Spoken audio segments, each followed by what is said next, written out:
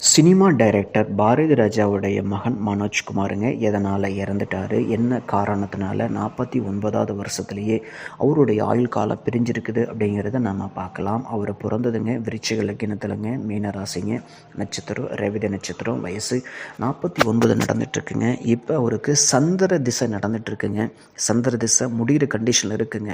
சந்திரங்க விருச்சிக லக்னத்துக்கு 9 குடையவர் பாதகாதிபதியாக மாறி 5ல் இருந்ததுனால தான் மனசு சரியில்லாமல் மது பழக்கங்கள், 2 பெண் குழந்தைகள் அல்லது தேவையில்லாத கற்பனைகள், இல்லைனா யார் பேச்சையும் அதிகமாக கேட்டுக்காமல் இருந்ததுனால அப்படின்னா இந்த சந்திரன் அப்படி தான் கொண்டு போகுமா அப்படிங்கிற மாதிரி இருக்கும்.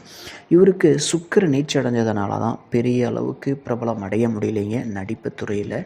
இவருங்க எப்படி இருந்திருந்தாலுமே கரெக்டாங்க இன்னும் ஒரு அதிகபட்சம் 4 மாதம் 5 மாதம் தான் இருந்திருப்பார் அப்படிங்கிற ஜாதக நிலை.